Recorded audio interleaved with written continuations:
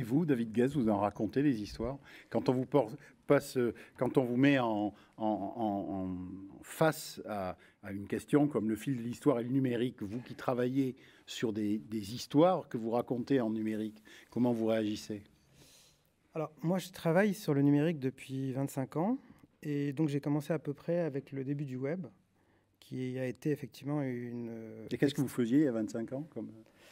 Alors, le premier projet sur lequel j'ai travaillé s'appelait le livre des liens. J'ai travaillé sur le lien, sur l'altérité, sur l'hyperlien, qui au fond est le moment de la rencontre, qui peut être avec une œuvre, avec une personne, avec un tableau, etc. Et je trouvais très intéressant de commencer avec le réseau sur la notion de lien. Et cette notion de lien m'a entraîné vers la notion de public et d'intime, parce que je trouvais que ce qui était intéressant avec le réseau, justement, outre le fait de dépasser un peu les notions aussi de pouvoir, de place prise par le pouvoir, et je voulais rebondir sur cette idée-là, de dire que l'histoire est écrite par le pouvoir, par ceux qui ont gagné aussi, et qui écrivent une histoire, l'histoire la plus cohérente pour le gagnant. Enfin, et donc aussi d'un point de vue géostratégique, etc. C'est important de replacer ça aussi en termes de pouvoir, de politique, de géostratégie.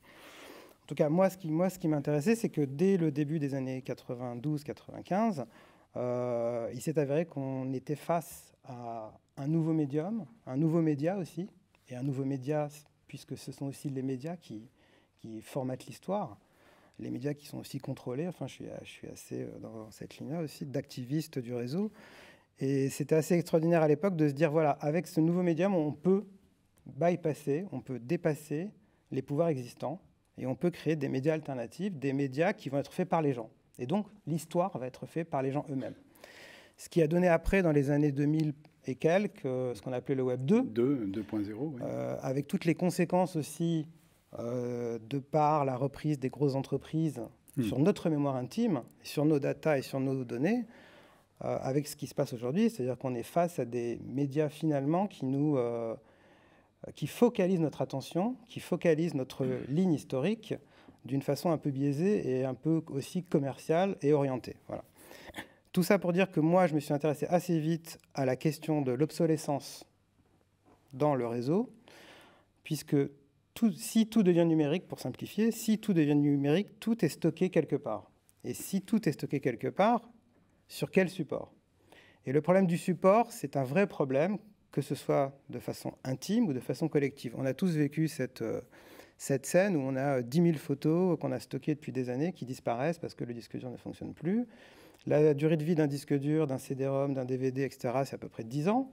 C'est pour ça que, par exemple, l'INA stocke ses données sur des bandes magnétiques, 150 ans environ. Mais ce n'est pas énorme comparé aux livres, comparé à la pierre, comparé... Voilà. Donc, aux tablettes d'argile. Aux tablettes d'argile, effectivement.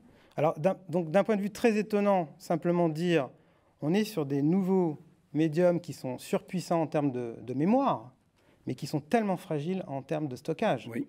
Alors, on stocke, on numérise le passé, puisque, effectivement, toutes les archives sont numérisées. On prend directement du numérique à partir du présent. Donc, qu'est-ce qui nous reste, en fait? Des disques durs qui peuvent tomber en panne. Surtout que l'architecture, la topologie du réseau, aujourd'hui, c'est des serveurs, des fermes de serveurs, des data centers où sont stockées les données. Il suffit qu'effectivement une bombe soit placée sur un data center, sachant qu'Internet, vous allez me dire si je me trompe, mais il y a 7 nœuds principaux dans le monde qui contrôlent la circulation. Il suffit de faire sauter un ou deux nœuds et la mémoire disparaît, vous voyez, même s'il y a des stockages, etc. Alors je parlerai plus tard du prochain web qui va permettre d'éviter ça. Mais en tout cas, cette perte de données, cette perte de nos données, cette perte de notre mémoire individuelle et collective, elle est présente, elle est réelle et elle est hyper dangereuse. Voilà. Donc moi, j'ai travaillé là-dessus sur des projets artistiques. Je pourrais en parler après si on tourne, mais voilà. Enfin, oui. en tout cas, c'est cette question qui m'a intéressé, de dire qu'est-ce qui se passe avec nos données et comment on peut éviter... Alors justement, j'aimerais bien avoir la vision de David Guez là-dessus, parce que quand vous entendez ce genre de discours et que vous travaillez à travers vos œuvres sur une construction alternative, sur quelque chose qui fait réfléchir, etc., qu'est-ce que vous avez envie de produire comme œuvre?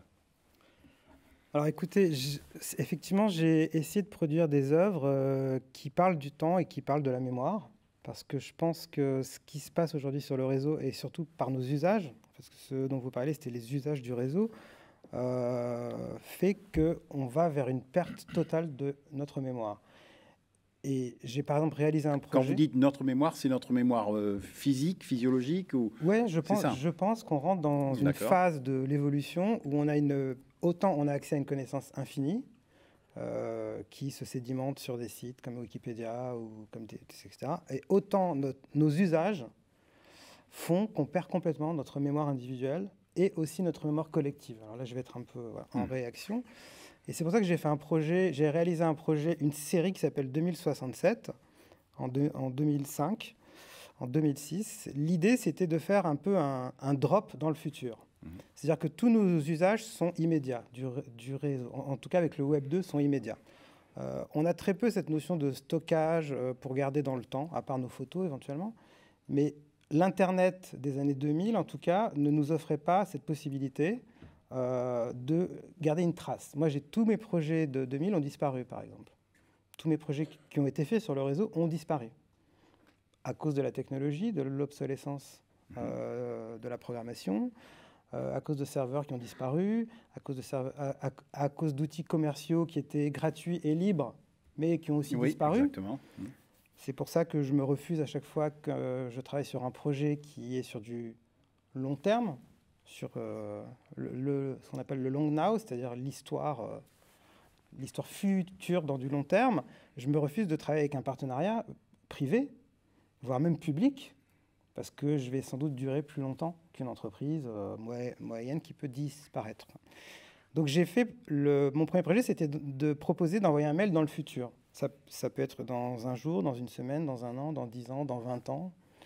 J'ai fait la même chose avec un appareil photo, qui est un objet connecté, qui permet de prendre une photo. Cette photo sort de l'appareil, disparaît et revient à la date donnée qu'on a donnée dans l'appareil.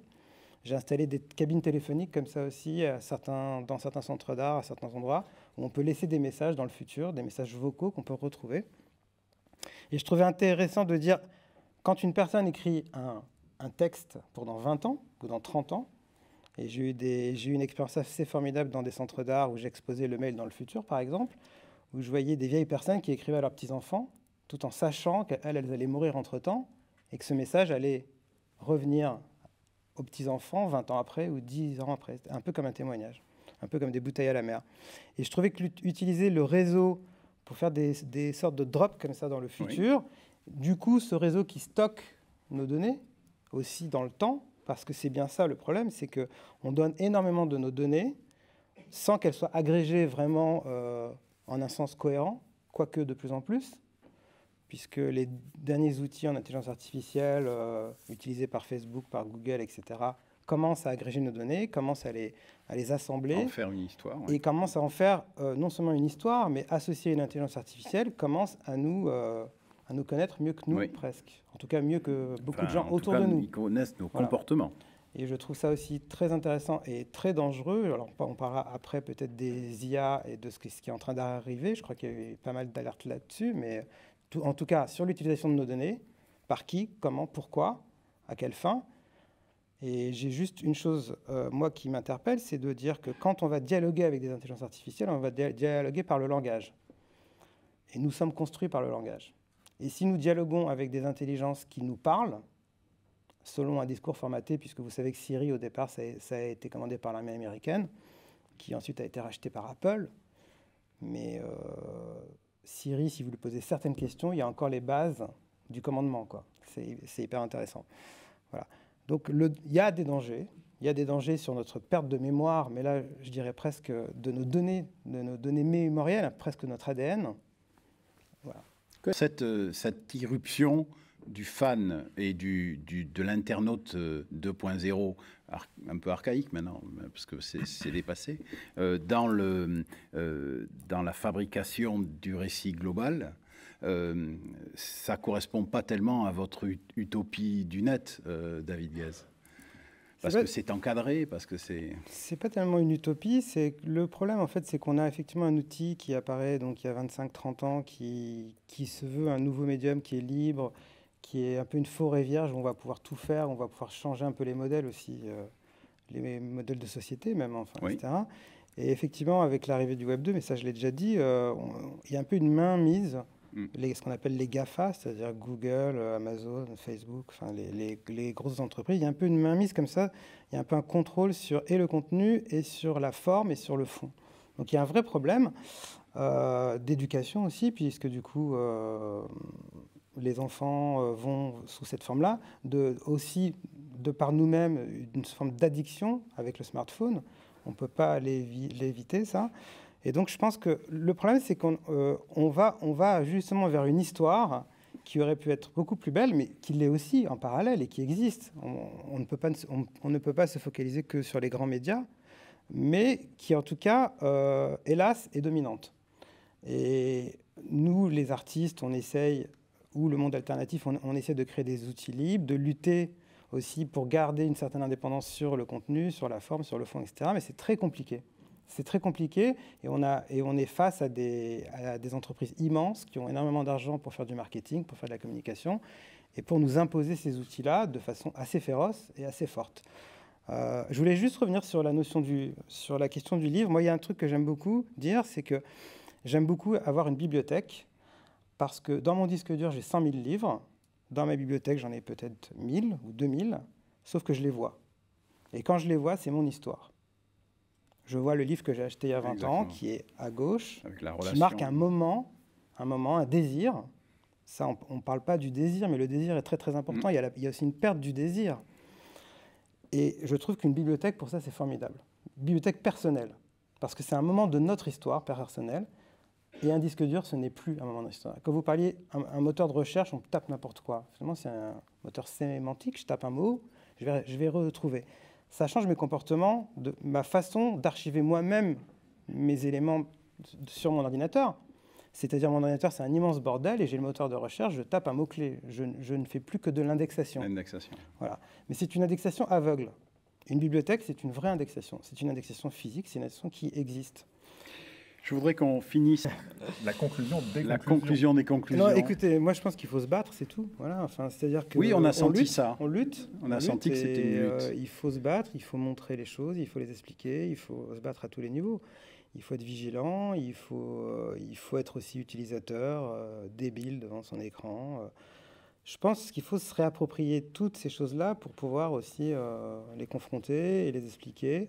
Je ne dis pas que c'est un combat de l'homme face à la machine, mais je pense qu'on y arrive à un moment donné. Et nous, effectivement, nous sommes assez linéaires dans notre façon de penser, d'appréhender les choses. On ne peut pas faire 10 choses à la fois, on les fait séquentiellement.